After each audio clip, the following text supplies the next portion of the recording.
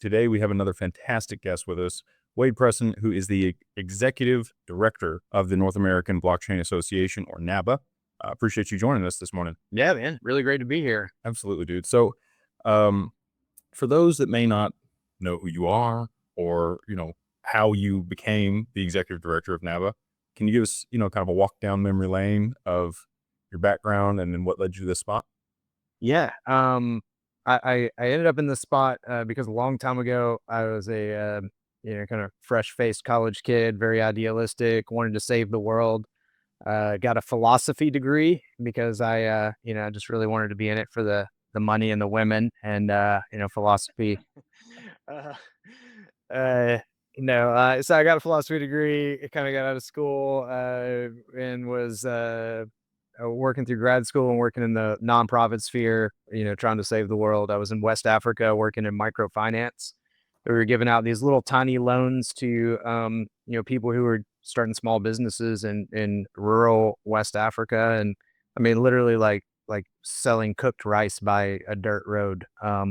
And yeah, and so as I was there and I was on the ground just meeting with like entrepreneurs in the developing world, and like just saw like just this grit and determination, and like realized like, man, these people like they have what it takes to like, better themselves. They don't, need charity as much. They need access to like markets Yep. and the sophisticated financial tools that we take for granted. And I uh I wanted to create a business that kind of plugged into that, and maybe tried to level the playing field between the supply side and the demand side. So my wife and I started a coffee company. We wanted to just kind of work directly with farmers in the developing world and create, just solid, transparent, and fair ways of doing business with them, and also a good community back home. And the best part of my story that people always chuckle at is that's when my wife was 7 months pregnant and we had a West African refugee live in our basement, like you do. And that's when I decided that, or I guess we decided is probably a much better way to say it. We decided that I would quit my job and become a barista, which was a great conversation with my father-in-law, the Colonel. Um, and yeah, we started this business and kind of grew it into a nice little business. It's got a wholesale component, micro importer, a few cafes across the southeast, and in that, I started messing around with crypto because I saw it as this way to solve this problem of getting more and more people access to financial tools, just democratize access to the things that we again take for granted here in the developed world. And as I was building out some solutions for global supply chain and also access to capital for Main Street entrepreneurs like myself, I realized there was a huge gap in policy, and started working with people here at the state level, and kind of got pulled in further and further into the policy world. Um, was a founding board member for the Alabama Blockchain Alliance here at home, and then eventually became a founding board member for the North American Blockchain Alliance, which we kind of work to coordinate a lot of state level policy for crypto. In between, I've worked with DeFi Education Fund in DC, and I've also have worked with and continue to work with Stand with Crypto on the grassroots side of things. So yeah, that's the meandering road that got me on a podcast with Jay Claver. Well, it's everybody always has an interesting backstory, where they solve these problems and they see that this technology, these protocols, these assets are a way to be able to remove those frictions and create prosperity for others. So really exciting, to just kind of have that. It's good to know somebody that is in your position has that background and understanding. So on that, we were kind of cutting up before we got on here, but ETH Denver was Yeah. last week. Was there any takeaways you had from there? Anything that stuck out to you? Yeah, ETH Denver was fantastic. Uh, I love that conference. I've seen some stuff on social media going back and forth, people kind of like making a big deal out of the conference. Like some people saying like, oh, like it's dead and it was just not what it used to be. And then other people just being like, oh man, it was actually amazing. It was super high signal this year. And it's like kind of weird to see like that, like such disparate opinions about the same thing. It's like, but I I saw this take that someone had, and I can't remember, but it said it was, I think it was really appropriate. It was like crypto going through adolescence. Um, Yeah. yeah, it was a good mix of like kind of the like little bit of that like builder and degen and like meme culture energy that you would expect, but also like colliding with kind of like institutional finance and government and policy and like the things that like are inevitable if this is going to become like a real financial system with real use cases and one that can bring prosperity to a whole lot of people throughout the U.S. and the world. So yeah, that collision I thought was really interesting. I helped host a policy lunch with some friends of mine with the Blockchain Association, and it was phenomenal. We had an incredible room of like just head down builders that don't usually meet with policy folks, building things from like decentralized identity protocols to, DeFi yield to, on-chain charity stuff. And I mean, just all over the map. And they were in the room with folks like Commissioner Peirce. We had three different representatives from the U.S. House. We had staffers from U.S. Senate offices there, and it was a little less than 100 people in a room. And we didn't do a whole lot of programming. Um, just one quick panel, and then after that, it was just Yep. breaking bread together. Yeah, and just seeing people like, kind of have those lean in conversations with each other. It was really cool. So, yeah, I think it was, to me, ETH Denver was fantastic. Loved the event. I mean, we forget that that's a community hosted event, right? Like so many of these events we see are like run by these like massive organizations that have these huge bankrolls and, to attend them is like several $100s. And ETH Denver is like, it's community driven. It's free to attend. Like, it's a bunch of people that put together a DAO named after a spork and like decided to throw this conference that like turned out to be this massive win for the whole crypto ecosystem. So yeah, it's interesting to see people kind of fud something like that. I'm like, this is why we're here, like Yeah. but yeah, all that to say, to wrap it all up, adolescence, like crypto adolescence, is a good way to describe ETH Denver this year. I can relate to that. So we were there, we had a booth and we spoke on a panel and in a bear market. So I've been here for multiple cycles as you have, and it is high signal when there's not a whole lot of frothiness in the market. It's the people that are really here to do something and leverage the technology and build cool stuff that tend to come together at those events. And to hear that the lunch that you guys hosted went that well is fantastic. I'm really excited that, policymakers are leaning in and understanding the tech side of things. Um, so, kind of transitioning to this next piece, I was actually in DC last year because we're part of the digital chamber. We were advocating with congressmen and women to pass the Genius Act and the Clarity Act, which we're still waiting on. But while I was there, I've sat on a lot of these councils and many of the attorneys and other policymakers really just, they're operating like 2018, 2020 as far as their knowledge base about the blockchains and the capabilities and everything that exists. So I think that's really important that you guys brought together the people that are actually developing things today with those policymakers so they can just have a deeper understanding of what they're actually regulating. Yeah, absolutely. My hopefully good-hearted joke about you know legislators is when you look at the kind of median age of a U.S. Congressperson, and even sometimes at the state level, it's pretty high. And my well-meaning joke is, we're putting like blockchain and AI policy in the hands of people who, give their grandchildren the TV remote to program it for them. So there's a big disconnect. But I say all the time, people ask me like, "Oh, are you crypto? Are you like ready for a blue wave and midterms? And are you like, who do you want to win this? And what?" And I'm like, look, I don't I don't care, red, blue, whatever. I just want curious people. Give me curious people in the Senate and in the House that are actually going to look for solutions and not just show up thinking they know something and have a decision pre-made. Um, just yeah, give me a curious wave. I don't care, red wave, blue wave. Just give me people who want to solve problems. Well, so on that, what do you think's going on in DC right now? I mean, we've got the summit on Friday this week. Do you think there's still bipartisan, support for crypto and getting this Clarity Act across the line, or do you think things have kind of shifted? No, I think that listen, here's the reality of clarity that people I think overlook a lot is there's a lot of tension between crypto industry and the banks on this whole stablecoin yield issue. And the reality is the banks need this just as badly as crypto does, and maybe even worse.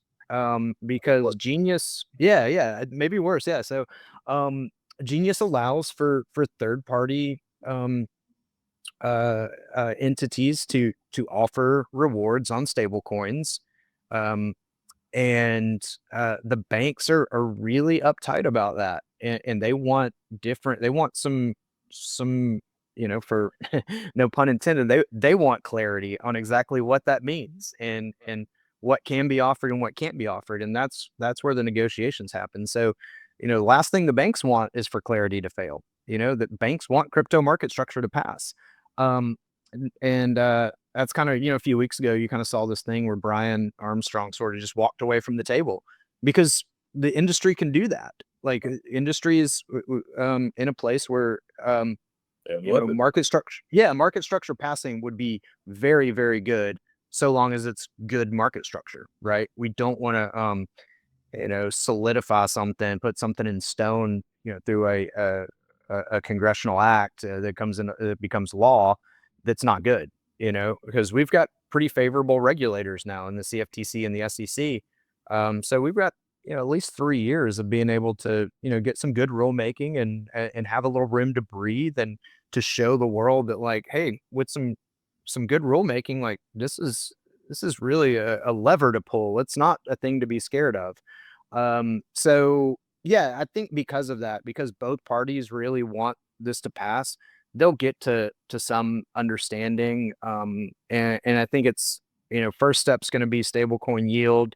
That's the tricky one. They're working through that right now. I really believe that's going to get worked out. I think what we'll probably see is that risk-free like yield that's coming through straight from the T-bill backing. I think we'll see that probably get pulled back, but being able to earn yield on stable coins through liquidity provisions and lending and DeFi protocols, like that's probably where they're trying to figure out exactly how that sorts and what it means. They don't want you to have yield for passive holding.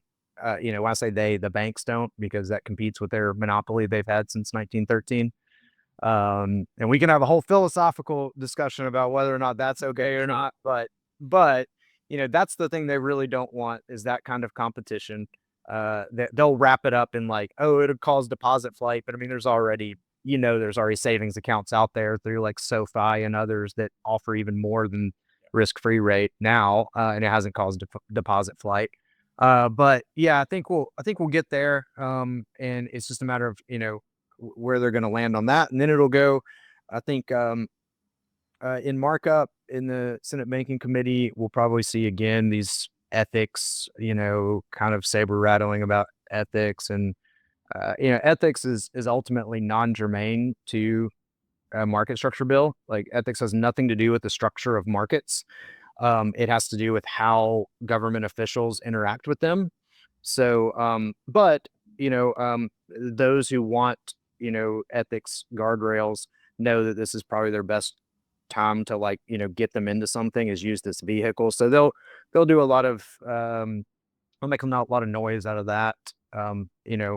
Personally, I would love to see an ethics bill that was outside of crypto market structure, something that was very in scope. If the Democrats don't want the Trump family to have crypto holdings, and the Republicans don't want the Pelosi's to do insider trading.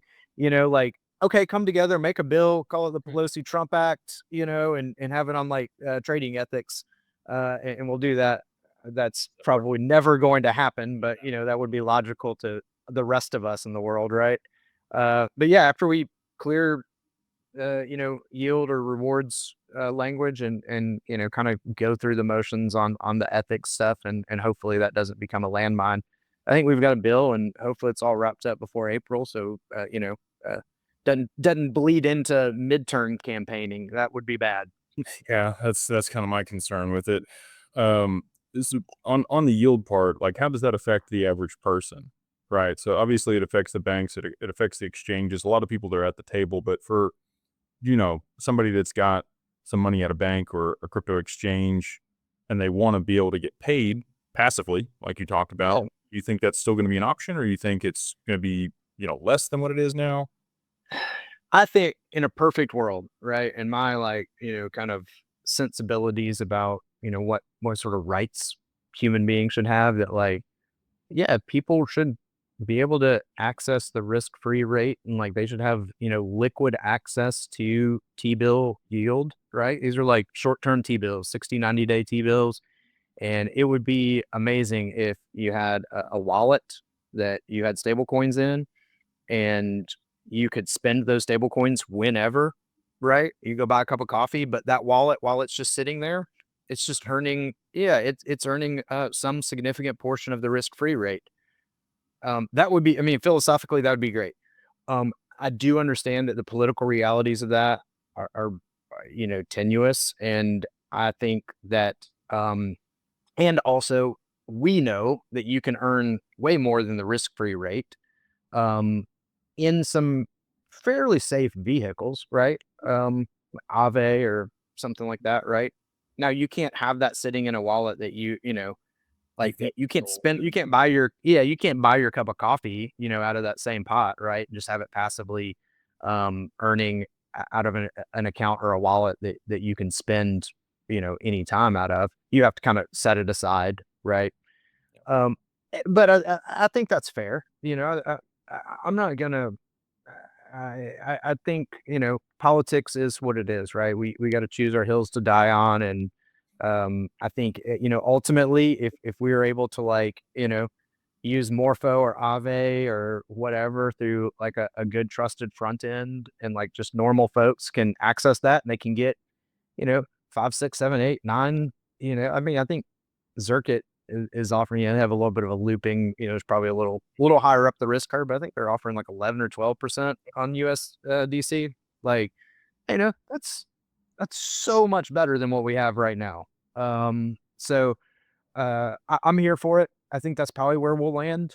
And I think I'll personally, I'll count that as a win. But yeah, we'll see. But I do think philosophically it would be great if you had, I mean, just for the average American, like you asked, I mean, yeah, an average American should have a wallet that can never overdraft, never catch that like $40 fee for, and also just pulls in interest. Like that's uh, On blockchain, that can never happen, right? Like you can't spend money you don't have.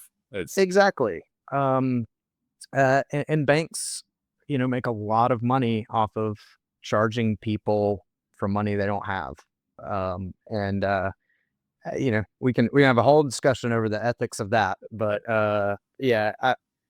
Anyway, yeah, I think we're gonna get there, and I think it's gonna be ultimately good for the average American, and I think we'll have some good safe instruments that people can generate yield, that's 5 to 8% pretty pretty easily and safely, I think.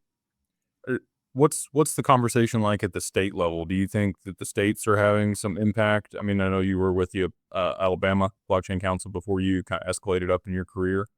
Yeah, and that's what I do now. I work with a lot of state uh, blockchain associations that are working on legislation at the state level, where there are currently, I think, four. state stablecoin framework bills that have been introduced. I think we got more on deck.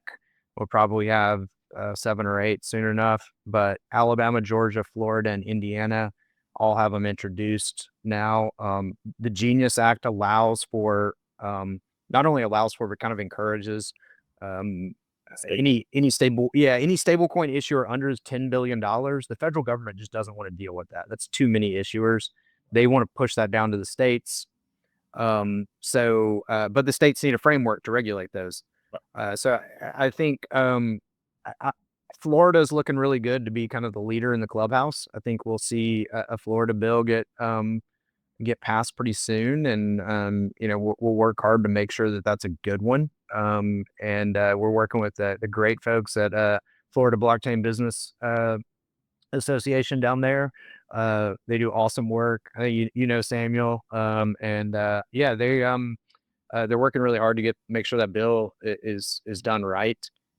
And I think that's going to set the standard going forward. And we'll have. I just want to see innovation happen at the state level. Like, those are the sandboxes where we can do interesting things. And a lot of these states that have been. I mean, think about how much people don't see this because it's way behind the scenes, like the deep plumbing. But like states like especially Alabama or even Florida or Missouri or Montana, whatever, they are subbing out so much of their financial infrastructure to Manhattan and Atlanta to some degree, because a lot of payment processors are in Atlanta.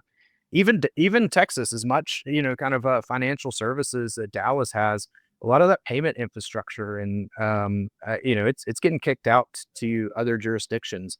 And good stablecoin frameworks are a great way to rehome that without just this huge compliance burden.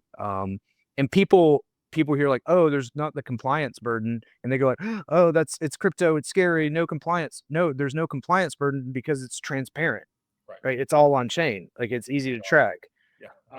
And to that same effect, I think states will really benefit from good stablecoin bills, because it's going to allow them to access state issued stable coins, not maybe issued by the state government themselves, though we've seen Wyoming do that, but stable coin issued by banks or other financial institutions within their home state. They can utilize those stable coins. They can keep that economic impact inside the state, and they can use it for government payments. And government payments take forever. If you've ever worked on a government contract, it's like 60 days to get a check. There's so much compliance overhead. It takes forever. It's expensive for the government to even pay people. But you put it on chain, like Wyoming's done with the hash power execution of their stablecoin payments. And it's like payments that used to take, 3 months, take 30 seconds now. And they're fully compliant, totally auditable, and more traceable than payments before. So I think states are really going to see a lot of upside from instituting stablecoin bills, and there's a lot of other crypto bills that we're tracking around the country at the state level.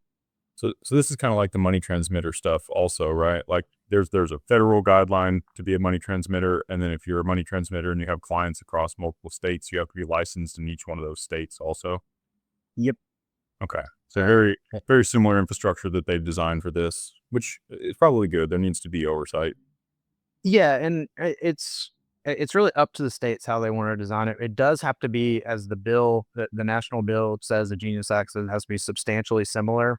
Treasury is, making rules about what that means. So we're not going to see whatever, Hawaii, has like pineapple coin, and it's the only stable coin that gets used in Hawaii, and it has no reciprocity with any other states, and it earns 36% APY. That's not going to happen. Yeah, man, if my friends in Hawaii are seeing this, I actually have good friends in Hawaii. I'm totally kidding. I just use them as an example. But yeah, we're, you're not going to see anything like that. But and if states don't, kind of the salt in the recipe here, and the thing people need to understand is, if your state doesn't have a stablecoin framework and it doesn't get submitted, it doesn't get approved, then you're like those small issuers inside your state, they then have to get like an OCC, federal OCC charter in order to issue a stable coin. And it's a whole big mess. And you really you really throw a wet blanket on a lot of Innovation could happen. innovation, yeah, and business development, economic development in your state. So super important to get those frameworks passed. Most of them are going through as bills in state houses. But there's room in a lot of states for those to just go through, your Treasury or OFR, or I think Securities Commission is kind of having a role in some of these. So but very important for these states to do that. I think the ones that are kind of heading in the sand about it, and, we don't want to touch crypto, we don't want to do any crypto, it's like they're just going to get left behind. That's the way it's been for a lot of the industry. Beyond the stablecoin piece in the States and kind of working through all this stuff with the banks, are there any other gaps that you see in the industry that you think the Clarity Act as it sits today doesn't do it? Like, does there need to be another form of legislation after that? Yeah, I think on the legislatively, Clarity is like the big sexy bill, right? Like it has all the stuff that we like want to, developer protections, and like we've got to make sure like developer protections have got to stay in this bill. Like if I could put like a call to action for any of the listeners, like go to standwithcrypto.org, like sign up and email your senator, or and let them know that you stand behind developers who are creating open source code. Code is speech, and we don't want to see people like this industry is going to get really smacked down if all developers just feel like they have the sword of Damocles hanging over their head. Obviously we already have rules on the books for malicious developers who are trying to scam people. But these provisions in Clarity give that. So we want all that, the big sexy stuff, we want that to pass. After that though, I think it's going to get decidedly unsexy, but very important, because we'll go on. I think the next thing is going to be tax. We're already starting the tax talks about crypto and how it's treated from a tax perspective. And then after that, I think we'll start to see some, real talks about insurance, because as like there are insurance requirements for everything, right? And a lot of stuff in crypto can't be touched easily by asset managers and lots of other financial institutions, because there's no risk mitigation protocols in place. So I think that will be the next thing. And that's going to be a very state-led thing because, for better or worse, insurance regulations are kind of a patchwork of state regulations. So yeah, taxes and insurance. So it's going to get real exciting, right? Break out your actuary tables and your tax codes. But those are going to be meaningfully important. And I think they're going to, have market impacts that people, don't really understand, but are going to be very, very impactful. Yeah, we deal with all of that. So we own the largest RIA in the world for managing digital assets, have to deal with the compliance and insurance and custody and all that fun stuff that people really just aren't at the table for, right? Like we had quotes from multiple people, and just to get E&O and D&O, something that you would expect for a normal business to get, there just really weren't that many people that would even provide it for us. Yeah, that's the thing that most people don't realize is a lot of like digital asset firms they're having to go offshore. I mean, it's taking business away from U.S. based businesses, because the only place that they can actually get these risk mitigation products is these like Bahamian chartered U.S. Virgin Islands, whatever entities. Yeah, it's we're advocating for it just like you are, and trying to make sure that it's done the right way and set a standard, and hopefully over time there'll be people that kind of follow behind, and we get it. So I mean, you kind of talked about where the legislation's going to go after we finally get Clarity passed, and hopefully that's before midterms, like talked about at the campaign trail there. anything else in the industry that you're excited about that's on the horizon here that you think's a big deal that people just really aren't looking at, or maybe they are looking at? Yeah, I mean, being at ETH Denver, I'm sure you saw it's like it's crazy that like OpenClaw seemed to be like the center of gravity for like this, and it's nuts that it didn't even exist like 4 or 5 weeks before the conference. Like it didn't exist at all, and all of a sudden it's like the thing that was like, yeah, it was like the shelling point of the whole conference. So I think agentic AI, we're just going to see like a parabolic.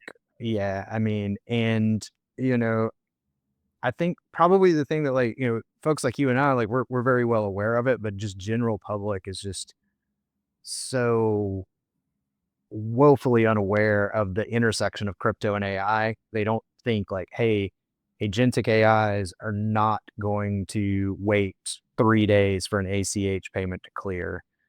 Even like Fed Now windows, they're like, 24 hours, like they're not waiting for that, right? And they're not, if they're on the receiving end of a payment, they're not going to accept a 2.5, 3% haircut on every transaction because it moved through a card network. So uh, and especially like a lot of these agentic AIs, they're going to need to move in like microtransactions for like to buy tokens and things like that. And I mean, crypto tokens and LLM tokens, right? So, I mean, you could have an agentic AI that can fire off like 1,000 transactions of like 27 cents a day.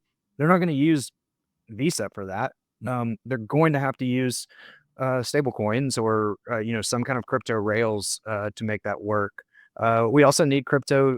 I mean, crypto is about verifiable proofs, right? And proving intent and attestation with mathematics and cryptography.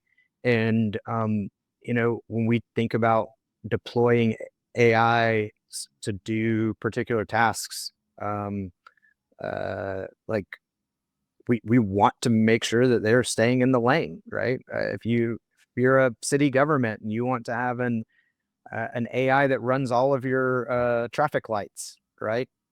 You don't you don't want it to like hallucinate and turn all the lights green. You want to know that it's going to verifiably do the task that you've set it out to do. And in cryptos, I think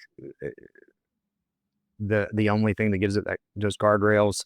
Crypto also is like our, it is a uh, meaningful bridge to the idea of just proof of humanity, which is going to be very. There's a lot of ways to work that out. I mean, you guys, I know like, in Texas, that's where they're manufacturing the orbs, right? This is like kind of dystopian, like, scan your retina and prove that you're a human and put it on chain. That kind of makes me excited and terrified at the same time. But like, Yeah. we are gonna have to prove that we're human, and the only way to do that I can see, at scale is going to be using, cryptography in some sense, but on open network, blockchain rails is so yeah. There's a lot at the intersection of AI and crypto is, to answer your question, is the big thing. And also we're seeing a lot of bills at the state level, and I think nationally there's a big conversation about like, and I've got kids, I've got a coming up on 14-year-old. Like this is a big deal in my house. Is like, what access do I want to grant my kid to certain things? And it's like, I think ZK proofs, give that opportunity for us to, yeah, it's like we can have a decentralized identity. We can share, like if I want to buy a beer, all I need to meaningfully prove is that I'm 21 years old. I don't have to show my address. I don't have to show my driver's license number, my hair, all those like phenotypic traits that are on your driver's license. Like I just need the person that's selling me the beer to know that I'm 21 years old. They don't need to know anything else about me. And ZK proofs allow us to do that. And, that obviously, goes for all sorts of things. If you're going to join TikTok, to say that you're 16 years old or however old you need to be, right? Or, I mean, stuff like, touch points like, OnlyFans performers, right? Like, that's a real use case. Like we kind of like roll our eyes at some of that, but we don't want to see kids on those platforms at all. No one wants that. And but also like those people in that profession, I have to imagine really want a certain level of privacy and anonymity, right? And they don't want to be giving over all of their personal information in order to prove that they're just over 18 years old. So yeah, I think those use cases, ZK proofs for identity and the intersection of agentic AI and crypto are going to be huge in the next year or two. I completely agree, and I think that is, somewhat of a blind spot for the majority of the population. A lot of the people that are going to be watching this, and are watching this are aware of some of that. Yeah. But like these are great applications that you've just given there that are real world use cases that I don't think people really have, grasped yet. So, um, Yeah. thank you so much for the insight and taking the time out. If people do want to go support Stand with Crypto or reach out to you or advocate, if they think there's something you guys could work on together, what's the best way to get in touch? Yeah. So yeah, call to actions for me. Join, become an advocate with Stand with Crypto, standwithcrypto.org. It's really great site you can get on. You can actually see an interactive map of all the other advocates that are in your state. You can also pull up politician scores and quickly figure out like, okay, your House rep, like, are they at? They have a report card like A through F, that's based on public comments and their voting record in Congress. So it's not just arbitrarily like, oh, somebody just decides they like them and whatever. It's based on data. So yeah, check out samwellcrypto.org. And then also like if you're in the crypto industry and you work with or own crypto platform protocol, or fund or whatever, and you need help in the policy world, like reach out to me. And you can get us for NABA at nablock.org. Join up with us. We have a consortium of several state blockchain associations that are working on passing legislation at the state level, and the state level is where things really happen. Genius Act was literally the only standalone bill that got passed last year in the U.S. Congress. All the other ones were, appropriations bills and, continuing resolutions and things like that. They're just like, jam packed with pork and stuff. Like Genius is the only standalone bill, other than perfunctory stuff like, renaming post offices and things. So like, as sexy as like the U.S. House and Senate are to most people, in terms of like trying to pass legislation, like they're really slow moving vehicles. Your state government passes legislation, pretty routinely, and they do a lot of stuff, and they want to hear from you. So we can certainly help you with that through your NAB at nablock.org. So yeah, We'll have those links below for people. Get that down there. And then again, appreciate you taking the time. I think this was really insightful for a lot of people just to see where the landscape is, where it's going, where they need to be looking. And yeah, we'd love to have you back at some point. yeah, absolutely. And thanks for having me, and thanks for doing what you're doing. I mean, people need uh, access to these capital markets, and crypto's been one that I know you've had to jump through a lot of hoops to get people access to these opportunities, and that's what we're all here for, is to democratize access to these markets, and let everybody needs to be a part of the asset class, not just the chosen few. So thank you for doing the work you're doing too. Absolutely. We'll appreciate you guys watching. Again, go to the links below and we'll see you on the next one.